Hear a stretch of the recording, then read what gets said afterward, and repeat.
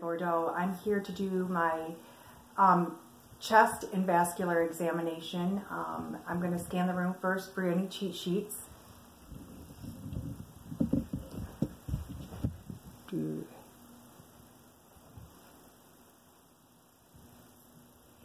And the floor.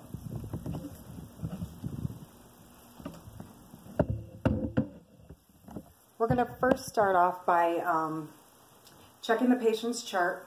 I'm going to enter the patient's room, and then I'm going to provide for privacy, and I'm going to wash my hands. I'm going to introduce myself. Hi, my name is Mary. How are you doing today? Good. How are you? Can I see your wristband to get your name and your date of birth, hon? Amber, and it's September 27th, 1978.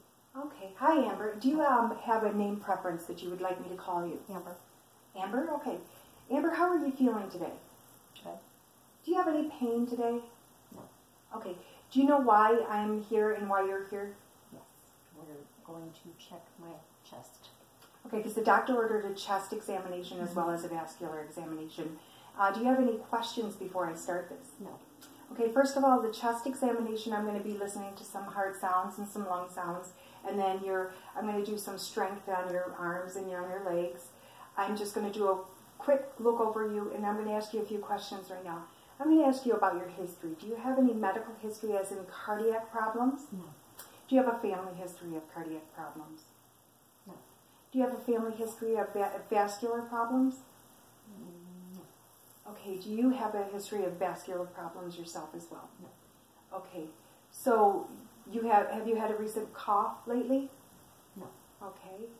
Other than that, have you had any recent headaches? No. Okay. So how are you feeling other than just laying there and relaxing? I'm fine. Okay. Next, I'm going to just start right into your whole examination. I'm going to just look at you. I'm going to just look you completely over and just do your skin assessment first. Can I borrow both arms? Okay, just relax your arms down. Both.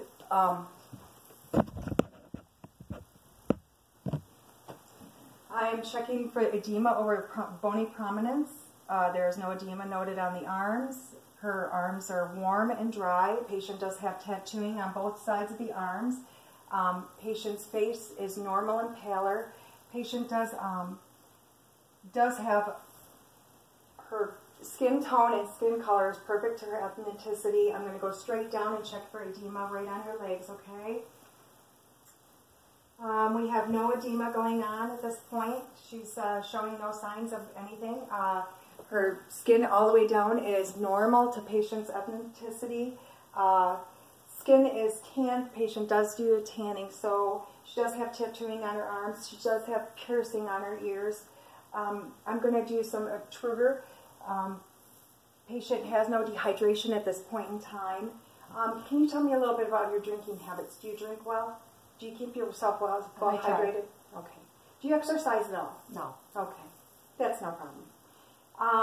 Now I'm going to go right in and check her JVD. And in order to check her JVD, I'm going to have her lay down flat first. I'm going to look at both for any distension, making sure flat line, and then I'm going to put her at a 45-degree angle. And I'm going to note the findings at the 45-degree angle, which we don't have a 45-degree angle. There is no distension. It's still flat lined, mid-lined as well. Have you had any problems with any lightheadedness, any dizziness? Mm-hmm. Okay, now I'm going to check her carotid arteries. I'm going to do it one at a time bilaterally. 1/3 of the way down. The strength is a +2 equally bilaterally. And now I'm going to listen to her carotid arteries. By listening to her carotid arteries, I'm going to have her inhale, and on the exhale, I'm going to have her hold it on the exhale. I'll do the holding of the exhale so that I'll remember that she's exhaled as well. Now, when I say inhale and then exhale, and you will use the bell of the stethoscope, listening for any breweries, any swooshing sounds to make sure that she has nice, did I do the strength at a +2? Mm-hmm. She's at a +2. So what I need you to do, you know what, we're going to have you sit up and do this. We're going to do an inhale, and on exhale, hold your air on the exhale on 1. Inhale, exhale. And we do it once, twice, 3 times. Perfect. And again, we're going to do it on the other side. Inhale, exhale.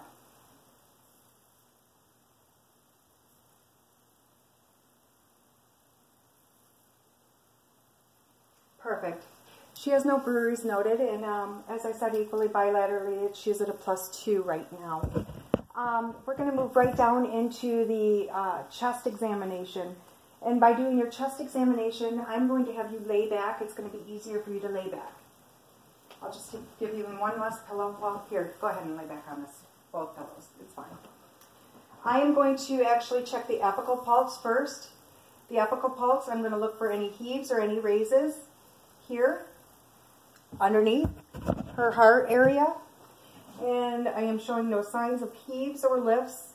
And I'm also going to listen by the bell, and I'm going to count for 1 minute. Usually a patient is going to have an apical pulse of 60 to 70, I believe it was. 60 to 70. 60 to 100 is within range. 60 to 100. So I'm going to just do 1 full minute, and I'm going to count to see what she's at, and I'm going to listen by the diaphragm of the...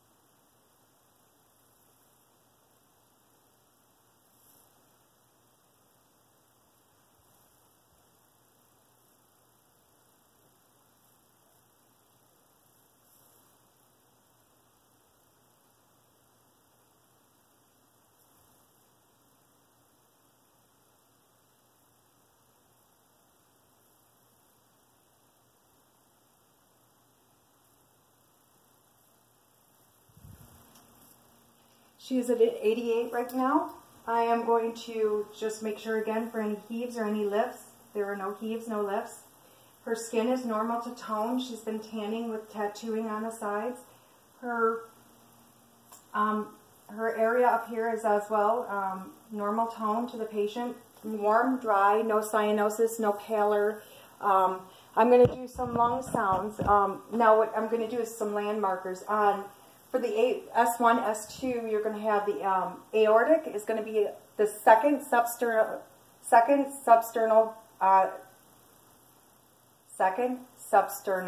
intercostal space on the right side. Then you're going to have the tricuspid, AP. The pulmononic is the second substernal to the left intercostal space. Then we're going to have Erb's point is going to be the third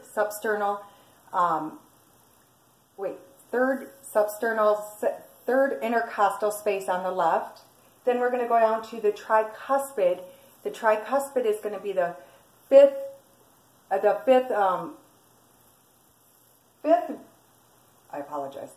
intercostal substernal space on the right, as well as the mitral is going to be on the fifth intercostal of the subclavicular, the clavicular line of the fifth intercostal space on the right. And by S1 and S2, we're going to be listening for heart murmurs, heart tones. We're going to be listening to the lub-dub. S1 will be heard by the mitral and the tricuspid. The S2 will be heard by the aortic, pulmonary, and Erb's are going to be best heard up top. By listening with the bell, you're going to hear heart murmurs. And with listening to the diaphragm, you're going to hear the louder sounds.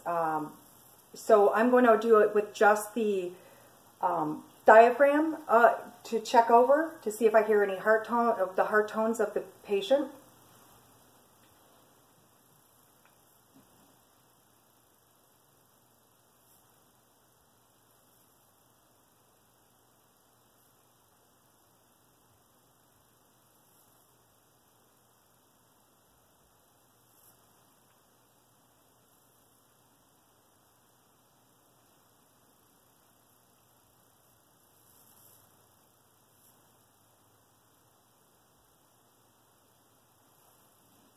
I'm not going to listen to the fifth point, the mitral, because I was already listening to that for the apical pulse. The patient has no heart murmurs, nothing abnormally noted. Heart tones were lub-dub, lub-dub. They were really good. And now I'm going to move into percussing. Percussing over top of second intercostal space on the left and the right, as well as the fifth intercostal space is going to be your... on the right-hand side is going to be the fifth intercostal space is going to be your middle, lower, and upper lobe to the to the right of the lung. So that's going to be my cutoff at that point. So when I percuss, I'm going to percuss up here at the second intercostal. I'm listening for dull sounds. I'm listening for renaissance. And I'm making sure that I'm hearing no abnormal sounds. They should be dull, and so far they are dull. If I had a real patient, I would have her shirt off, and I would be percussing underneath to the skin to make sure I'm getting good contact. But I am moving to the sides.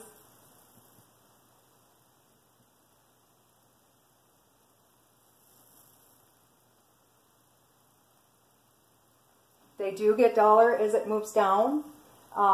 And now I'm going to listening to her sounds. I'm going to be listening. As I'm listening, I'm going to be making sure there's no bronchi, no wheezing, or no crackles for the patient. And I'm going to also palpate for crepitus at the front, and I will be doing the crepitus at the back as well.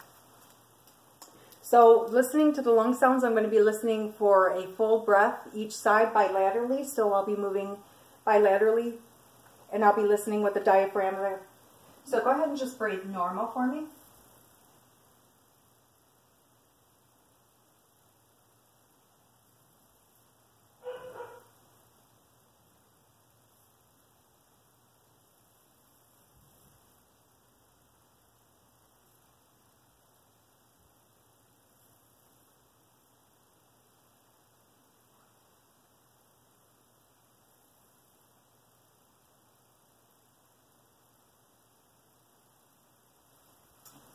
I heard no crackling, no wheezing, no bronchi. So patient has clear lungs bilaterally. There is no nothing abnormal noted. Now I'm going to move into asking the patient to sit up. Amber, will you sit up for me? And I'm going to do the back. In order to do the back, I'm going to have her stand up so that you can see it on the camera as well. Now go ahead and turn around. I am going to look for C7 to T1. This is going to be my land marker for the top. And in order to find my land marker for the bottom, I'm going to look at the base of the scapula. The base of the scapula is going to be T7. I'm going to bring it down 1, 2, 3 to T10. And I'm going to bring it in. And I'm going to have her actually do a... She moves equally bilaterally. So now I'm going to just tell you her landmark is going to be from here to here. And then when I bring it from the side, it's going to go from T10 down to C7 and 8 on the side for the apical, for the auxiliary lateral sides. And I'm going to listen to all the breath sounds. So her breath sounds are going to be from here to here. I'm going to also do the lung sounds for listening to the 99. I'm not sure what it's called right now, but I will go back to it if I remember. I'm going to have you say 99. 99. 99. 99. And again. 99. And again. 99. Okay, and then one more time. 99. 99. 99. Okay. Her lungs, the vibrations did decrease all the way down as she was saying 99, which was a normal finding for a patient. Now I'm going to listen to lung sounds by doing bilaterally again with the diaphragm, and I'm going to listen to each breath. I'm going to let her, give her time for each breath, and I'm just going to have her breathe normal. By T1, I'm going to do the upper lobes.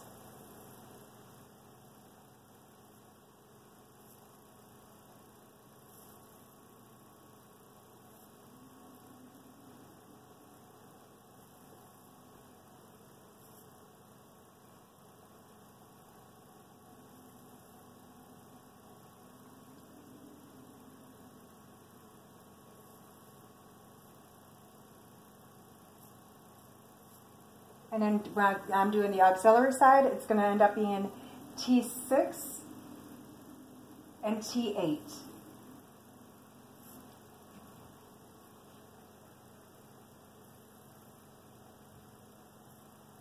No cracking or wheezing have been noted. No bronchi, and I'm going to do percuss. I'm going to percuss all the way throughout hers. I'm listening to make sure that there's nothing abnormal, making sure I'm hearing dullness.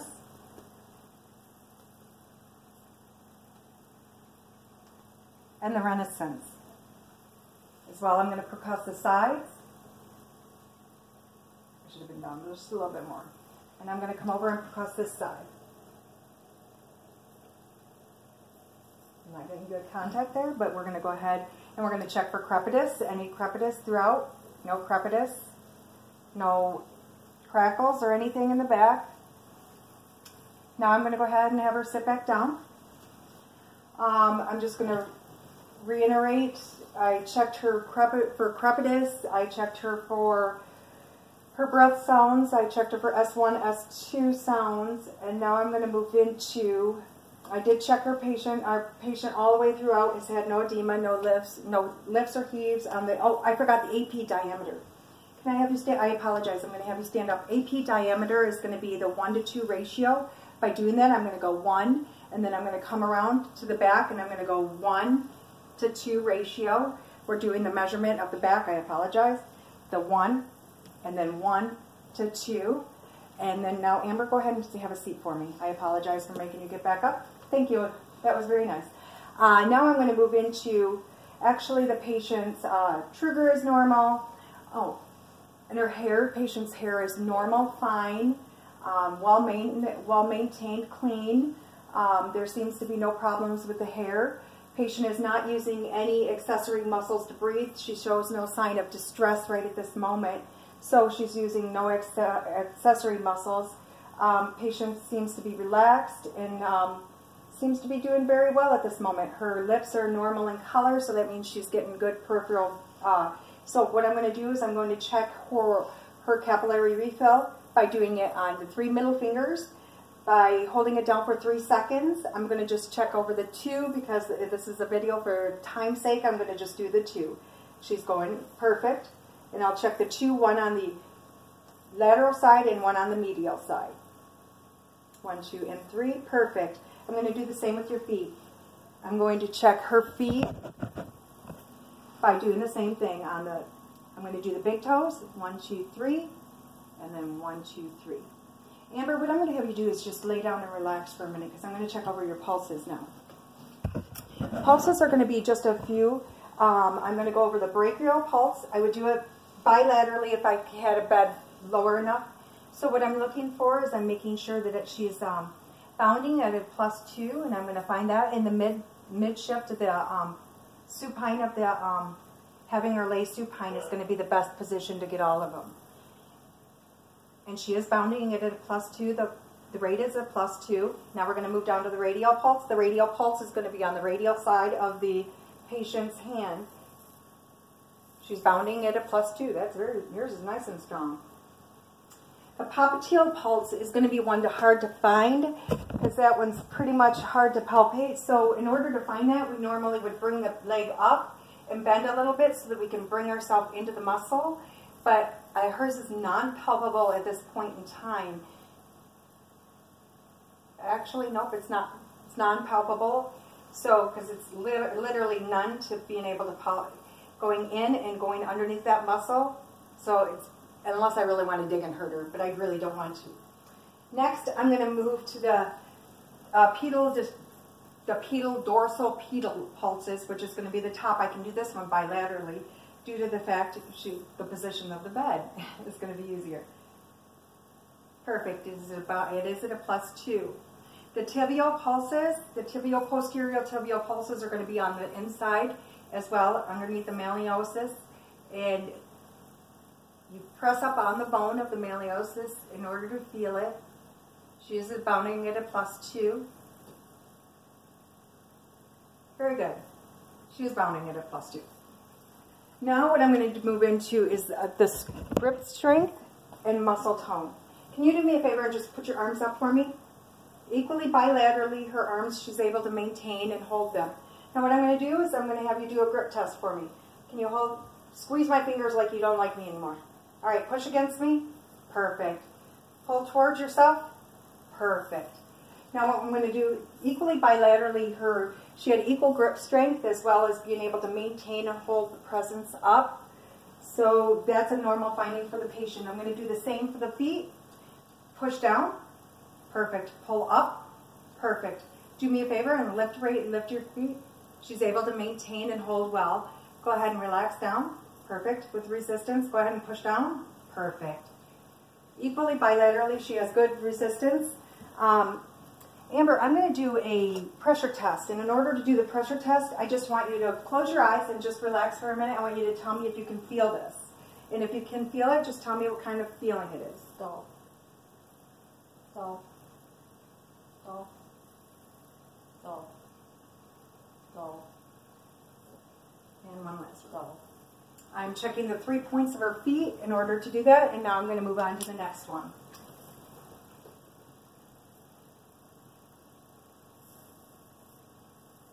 Sharp.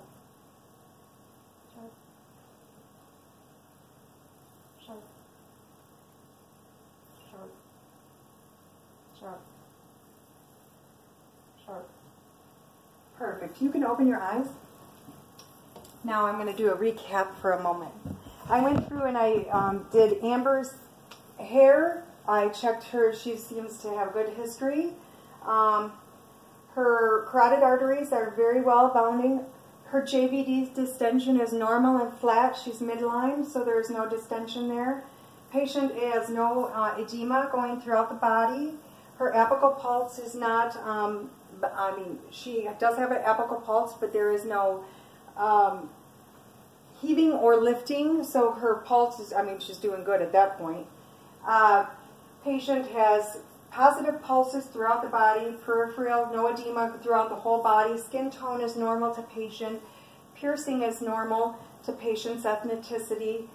Not piercing to ethnicity, I apologize. But her skin tone is normal to her ethnicity, but she has also been tanning. She's got tattooing.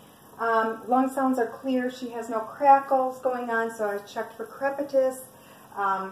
Patient has, do you have any pain after this examination? None? No.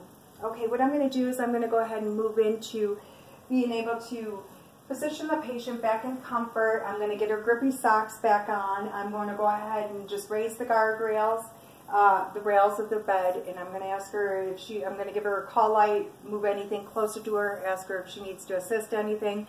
I'm going to just go ahead and wash my hands, do hand hygiene, and go out and document everything that I had done. Thank you very much. Have a good day.